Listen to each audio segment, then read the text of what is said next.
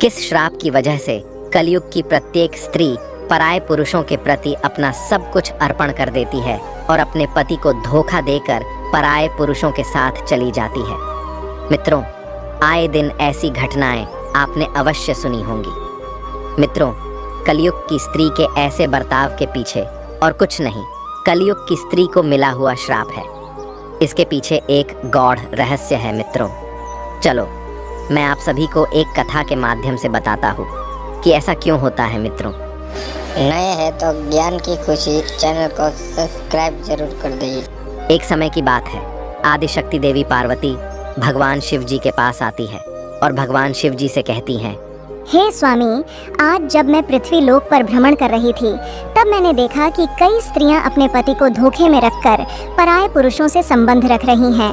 हे प्रभु, मैं जानना चाहती हूँ वह कौन सा श्राप है जो स्त्रियों को कलयुग ने दिया था, जिस कारण से स्त्रियां आज पराये पुरुषों के प्रति अनुकूल होती जा रही हैं। हे प्रभु, किस कारण पृथ्वी लोक पर हर दूसरी स्त्री अपने पति या पिता को धोखे में रख रही है और अपने इन्हीं आचरणों की वजह से स्वेच्छाचारी बनती जा रही है। हे प्राणनाथ, कृपा करें और मेरी इस शंका को दूर करें। माता पार्वती की बात को सुनकर भगवान शिव जी कहते हैं, हे देवी पार्वती, आज आपने जो कलयुग की स्त्री के विषय में मुझसे प्रश्न किए हैं वह सत्य है। यह कलयुग के कली पुरुष के श्राप की वजह से हो रहा है। इसी कारण से कलयुग की प्रत्येक स्त्री पराये पुरुषों के प्रति उन्मत्त होकर उनकी ओर खींची चली जा रही है। हे देवी पार्वती, इसके पीछे के गौड़ रहस्य के बारे में मैं आपको एक कथा के माध्यम से बताता हूँ।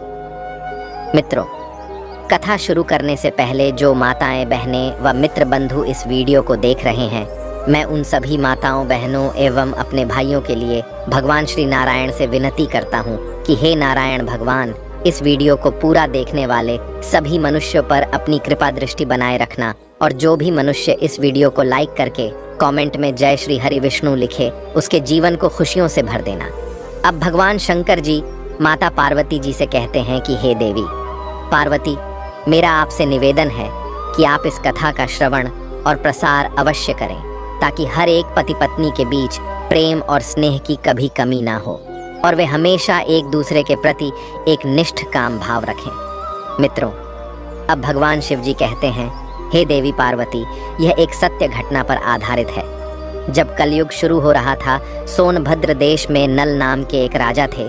वे रूप और गुणों से परिपूर्ण होने के साथ साथ सभी तरह के अस्त्रों शस्त्रों में उन्हें महारत प्राप्त थी, किंतु उनकी एक बहुत बुरी आदत थी, उन्हें शतरंज खेलने की बुरी आदत थी।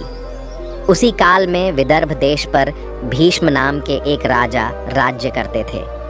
उन्होंने दमन राक्षस को प्रसन्न करके उनसे वरदान के रूप में 4 संतानें प्राप्त की थी, जिसमें से 3 पुत्र और 1 कन्या थी। पुत्रों के नाम थे दमदांत, दमन और पुत्री का नाम दमयंती था। दमयंती देवी लक्ष्मी के समान रूपवती थी। उनके सारे गुण बिल्कुल वैसे ही थे जैसे एक सतगुण संपन्न स्त्री की होती है। ऐसा भी माना जाता है कि उस समय तीनों लोकों में दमयंती के समान कोई भी कन्या सुंदर नहीं थी।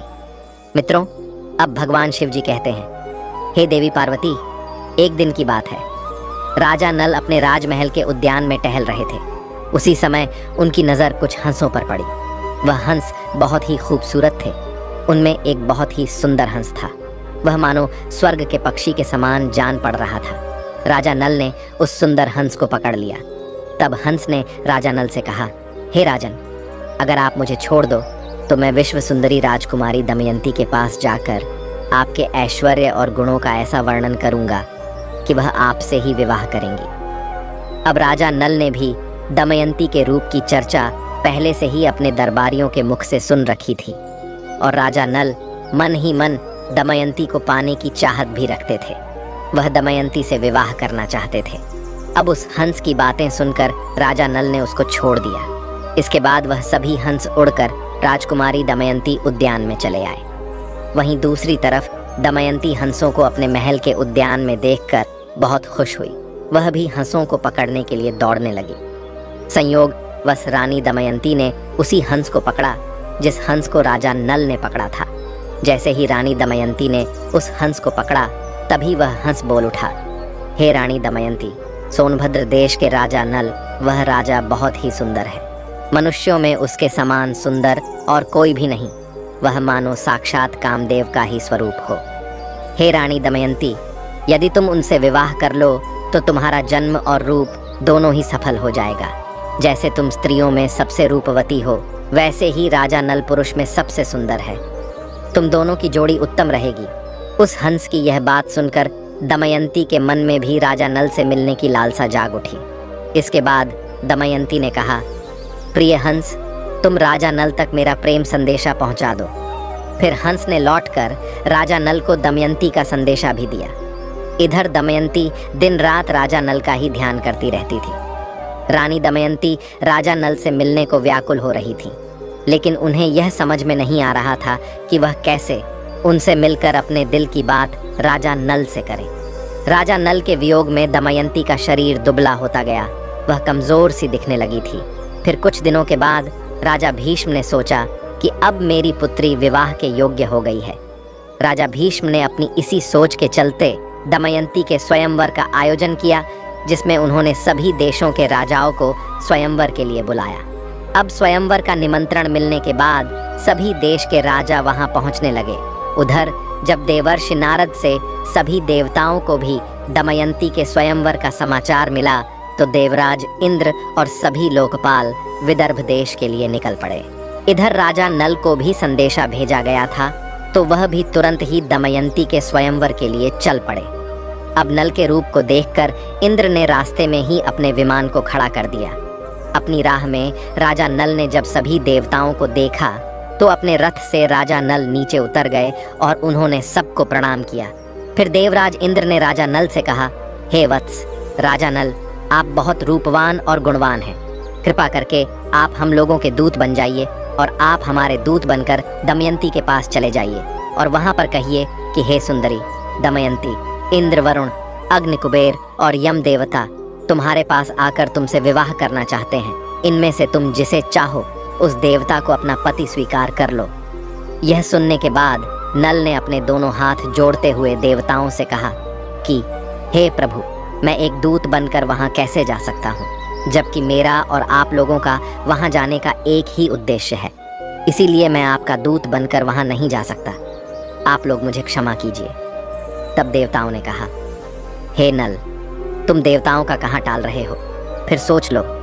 देवराज इंद्र की ऐसी कठोर वाणी सुनकर राजा नल देवताओं के दूत बनने को तैयार हो गए और उन्होंने देवराज इंद्र की आज्ञा से राजमहल में प्रवेश किया।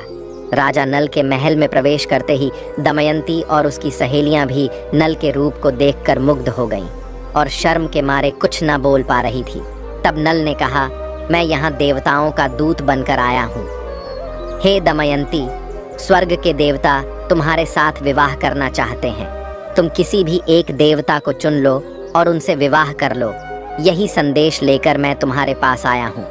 मैं यहाँ आज कोई राजा बन के तुम्हारे पास नहीं आया हूँ। मैं आज यहाँ का दूत बन के आया हूँ और देवताओं के प्रभाव से मैंने तुम्हारे महल में प्रवेश किया है, इसलिए मुझे कोई देख नहीं पाया। मैंने तुम तक देवताओं का संदेश पहुँचा दिया है। अब तुम्हारी जो इच्छा हो वो करो। मित्रों, भगवान शिव जी कहते हैं, हे देवी पार्वती।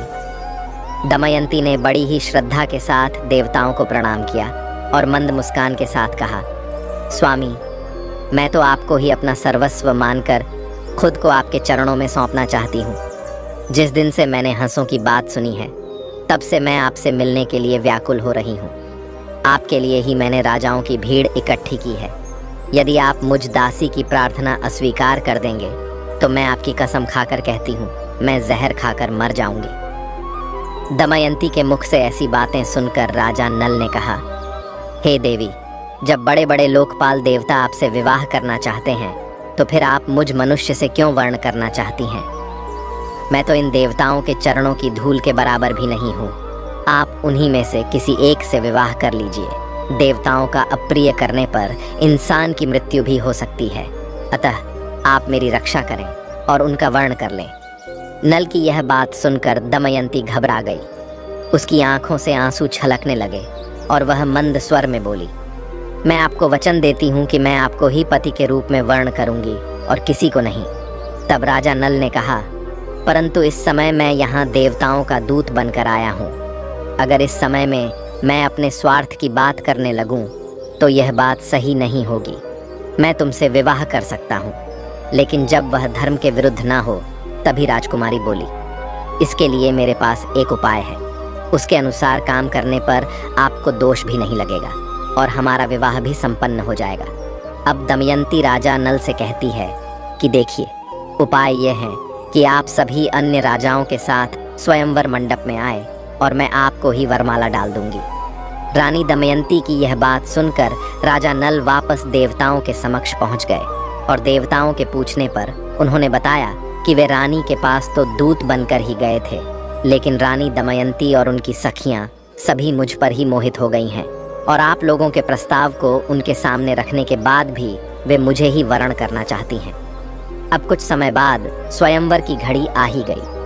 राजा भीष्म ने सभी को स्वयंवर सभा में बुलाया।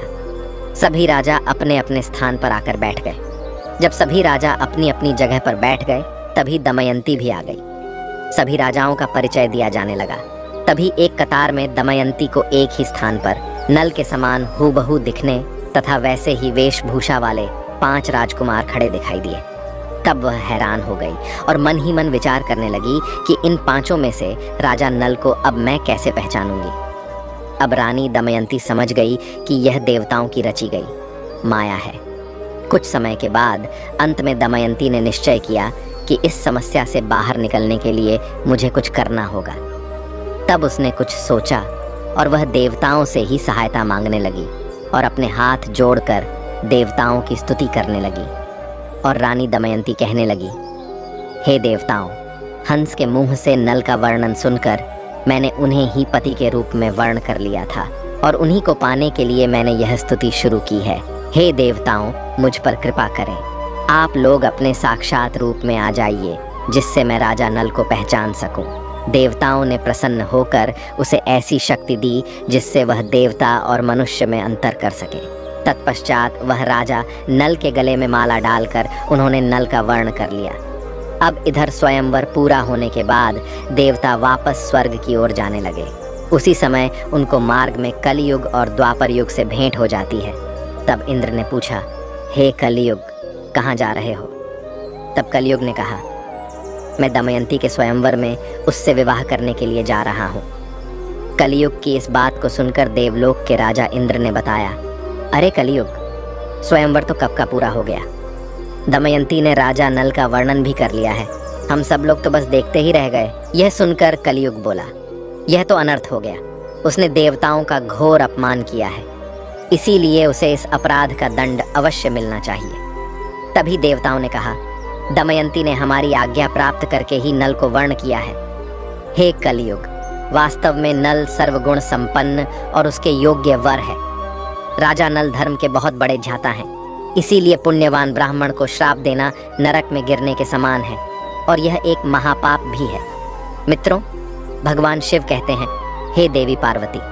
ऐसा कहकर देवता आगे बढ़ गए, लेकिन कलयुग और द्वापर इसी विषय पर बात कर रहे थे। कलयुग ने द्वापर से कहा, मैं अपना क्रोध शांत नहीं कर सकता, इसीलिए मैं नल के शरीर में निवास करूंगा और उसे मैं राज्य विहीन कर दूंगा। उस स्थिति में वह दमयंती के साथ नहीं रह सकेगा।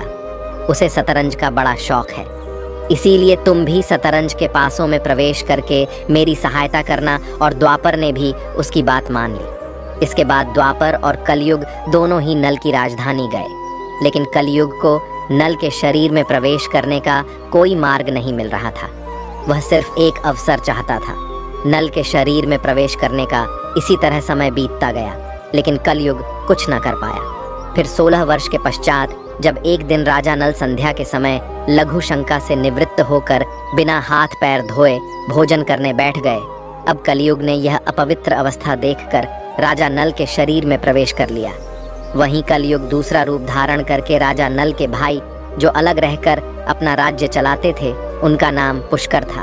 वह पुष्कर के पास गया और उसने कहने लगा, तुम नल के साथ शतरंज का खेल खेलो, मैं वचन देता हूँ, मैं निश्चित ही तुम्हें राजा नल का राज्य जिताने में तुम्हारी पूरी मदद करूँगा। जब पुष्कर ने कलयुग की बात सुनी तो उसे लालच आ गया। राज्य की लालसा में आकर पुष्कर ने कलयुग की बात मान ली और पुष्कर राजा नल के पास शीघ्र ही चला आया।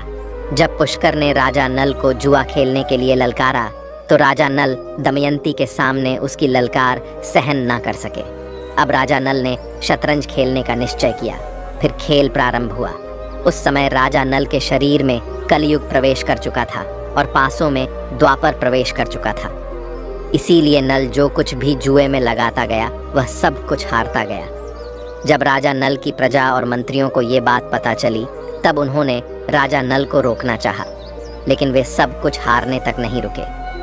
जब मंत्रियों ने रानी दमयंती को राजा नल को रोकने का संदेश पहुंचाया तब दमयंती ने राजा नल से कहा, हे स्वामी, आपकी सारी प्रजा आपके दुख के कारण अचेत हुई जा रही है। इतना कहकर दमयंती भी रोने लगी, लेकिन राजा नल कलयुग के वश में होने के कारण उसकी एक बात भी नहीं सुन पा रहे थे और शतरंज खेलते रहे।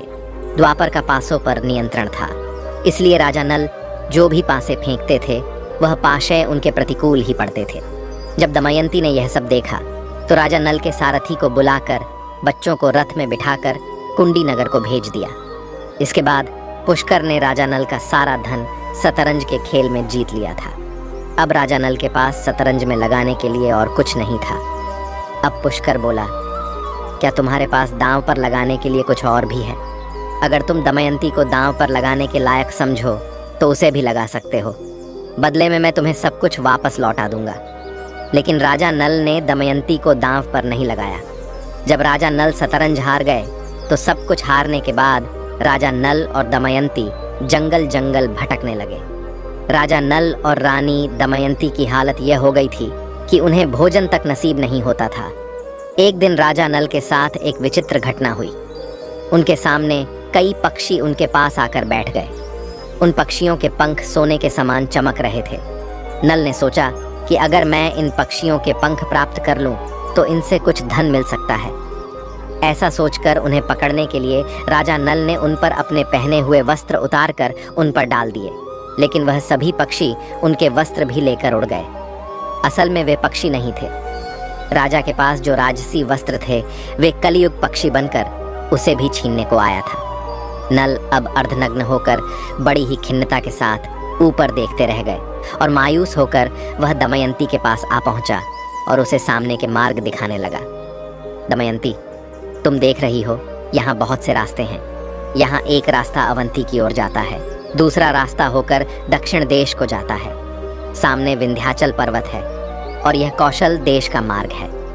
राजा नल का दुख और लाचारी देखकर दमयंती आंसुओं से भर गई और रानी दमयंती ने राजा नल से कहा, क्या आपको लगता है कि मैं आपको छोड़कर अकेली कहीं जा सकती हूँ? मैं आपके साथ रहकर ही आपके दुखों को बांटना चाहती हूँ। दुख में आपका साथ देना मेरा पहला धर्म है। अब रानी दमयंती ऐसा कहकर राजा नल के मन के दुखों को हल्का कर देती है। उस समय नल के शरीर अर्धनग्न अवस्था में था और ना ही जमीन पर सोने या बैठने के लिए उनके पास कोई वस्त्र थे। मित्रों, अब भगवान शिव जी आगे कहते हैं, हे देवी पार्वती, नल और दमयंती के साथ कलयुग ने अपना क्रोध इस प्रकार से निकाला। फिर संध्या समय वे दोनों एक सुरक्षित स्थान को देखकर वहीं पर सो गए। कुछ समय बाद नल गहरी सोच में पड़ गया और मन ही मन सोचने लगता है कि दमयंती तो मुझसे बड़ा प्रेम करती है। प्रेम के कारण ही उसे इतना दुख झेलना पड़ रहा है। फिर राजा नल ने सोचा कि मैं इसे छोड़कर चला जाऊं तो संभव है कि इसे इन दुखों से राहत मिल जाएगी और यह चलते चलते अपने पिता के राज्य को चली जाएगी। यह सोचकर उसने दमयंती की साड़ी को फाड़कर अपना शरीर ढक लिया और जब दमयंती गहरी निद्रा में थी तब नल उसे छोड़कर दमयंती के पास से निकल गए। दरअसल शरीर में कलयुग का प्रवेश होने के कारण राजा नल की बुद्धि नष्ट हो गई थी, इसीलिए वे अपनी पत्नी को वन में अकेला छोड़कर वहां से चले गए थे। जब दमयंती की नींद टूटी तब उसने देखा कि राजा नल वहां नहीं है।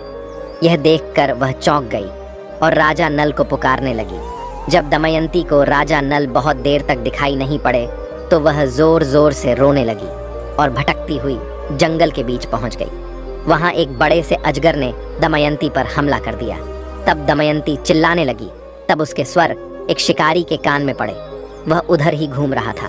वह दौड़कर वहां आया और जब उसने देखा कि एक सुंदर औरत पर एक अजगर हमला करने वाला है तो यह देखकर शिकारी ने तेज बाणों से उस अजगर का मुंह चीर डाला।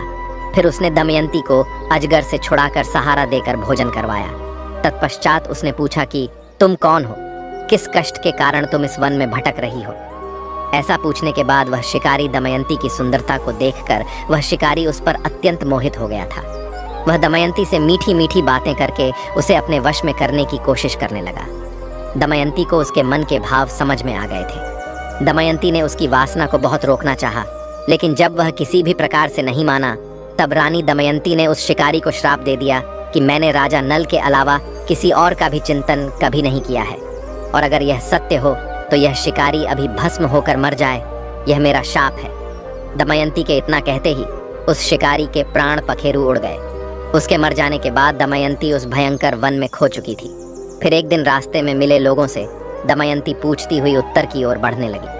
भटकते हुए 3 दिन और 3 रात बीत गए और फिर वह अगले दिन शाम के समय राजा सुबाहु के राज्य में जा पहुंची। वहां उसे सब लोग पागल समझ रहे थे, बच्चे उसे परेशान कर रहे थे।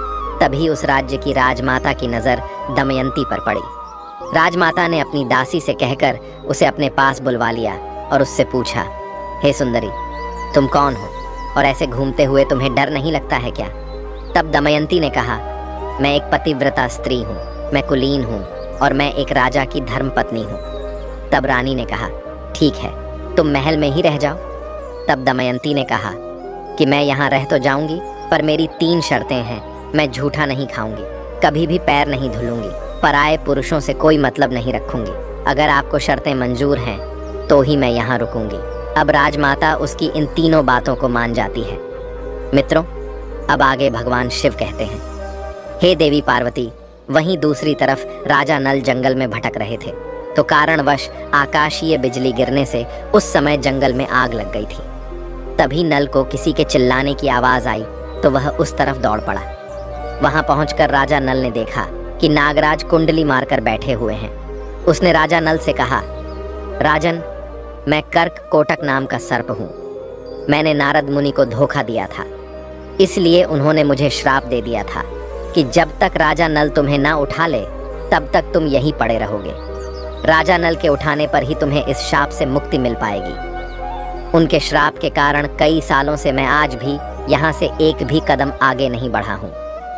हे राजन, तुम मेरी रक्षा करो, फिर मैं तुम्हें तुम्हारे हित की बात बताऊंगा और तुम्हारा मित्र बन जाऊंगा। मेरे वजन से तुम मत डरो, मैं अभी अपने इस विशाल शरीर को छोटा कर लेता हूँ और हल्का हो जाता हूँ। और देखते ही देखते वह नागराज बहुत ही छोटे हो गए। इसके बाद राजा नल उस सर्प को उठाकर जंगल से बाहर ले आए। फिर कर्क कोटक ने कहा, हे राजन, तुम अभी मुझे ज़मीन पर मत रखना, पहले तुम कुछ कदम गिनकर चलो। तब राजा 1 2 3 करते हुए नल ने यूं ही पृथ्वी पर जैसे ही 10वां कदम रखा, तभी कर्क कोटक नाग ने उसे डस लिया।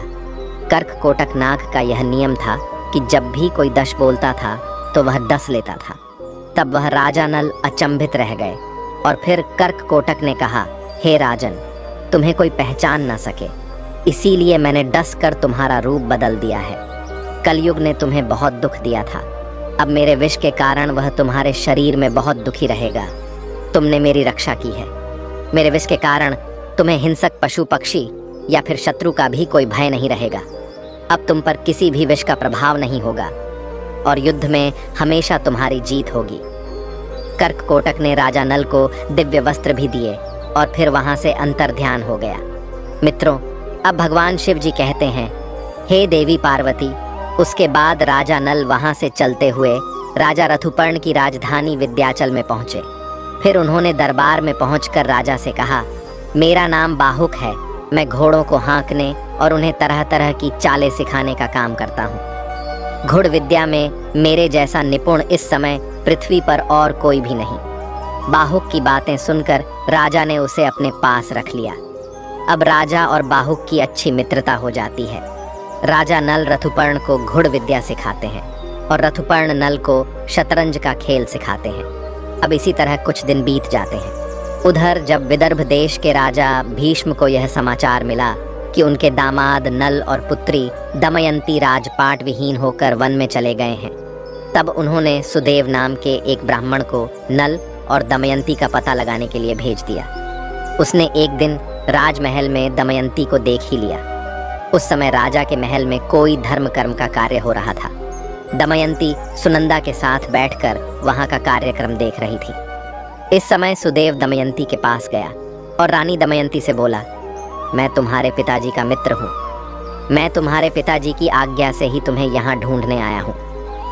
तब दमयंती ने भी उसे पहचान लिया। वे सबका कुशल मंगल पूछने लगे और पूछते पूछते रो पड़ी। तब सुनंदा दमयंती को रोता देख घबरा गई और अब वह सुनंदा रानी दमयंती को अपनी माता के पास ले गई और उन्हें दमयंती की सारी बात बताई। राजमाता तुरंत अपने महल से बाहर निकल कर आई और ब्राह्मण के पास जाकर पूछने लगी, हे सुदेव, यह किसकी पत्नी है, किसकी पुत्री है? अपने घर वालों से यह बिछड़ कैसे गई? तब सुदेव ने उनका पूरा परिचय राजमाता को दिया। इसके बाद सुनंदा ने अपने हाथों से दमयंती को स्नान कराया।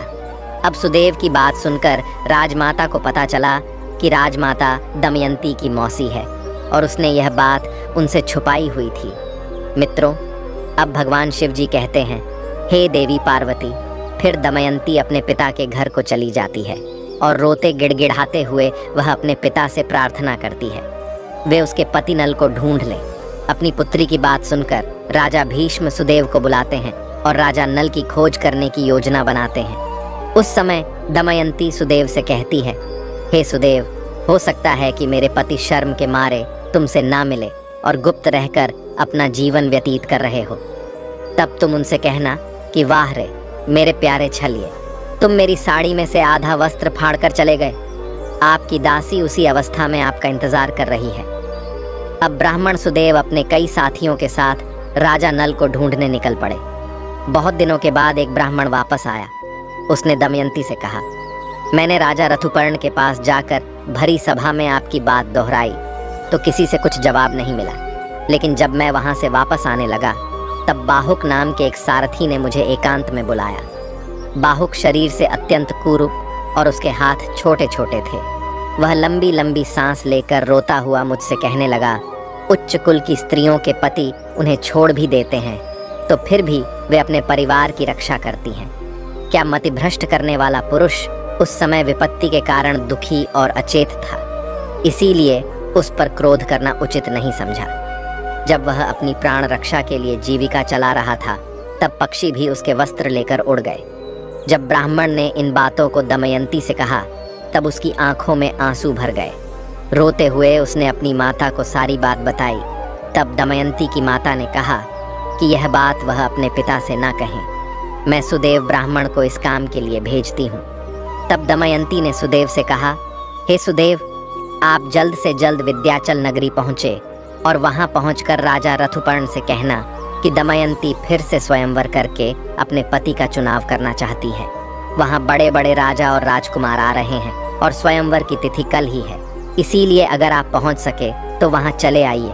जीने अथवा मरने का किसी को पता नहीं है, इसीलिए राजकुमारी दमयंती कल शाम से पहले ही पति का वर्णन करेगी। यह बात सुनकर सुदेव विंध्याचल गए और उन्होंने राजा ऋतुपर्ण से यह सब बातें बता दी।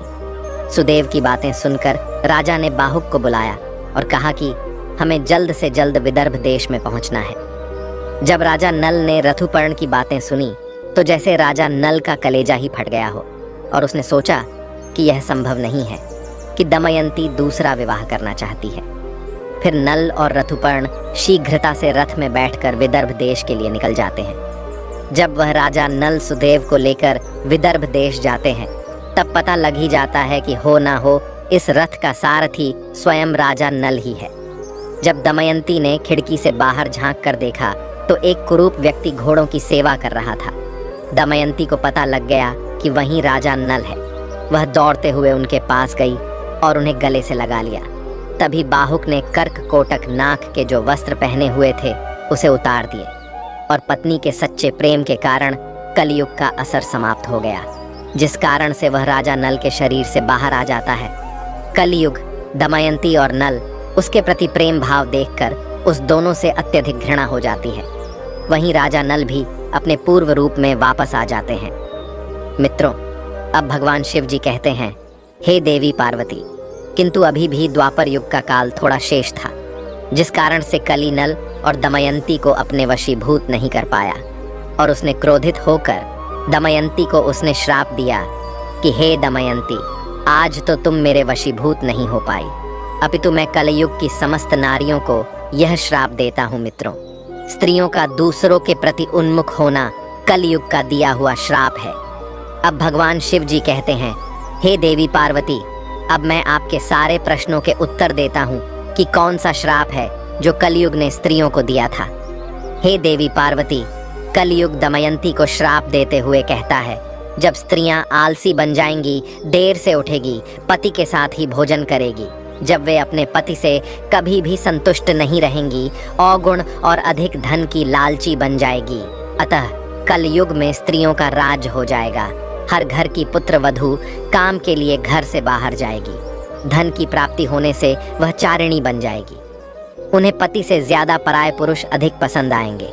वे सही समय पर विवाह नहीं करेंगी तथा स्त्री को जो माँ बनने का वरदान मिला है उसका भी अपमान करेगी और स्वयं बच्चे को जन्म देना नहीं चाहेगी।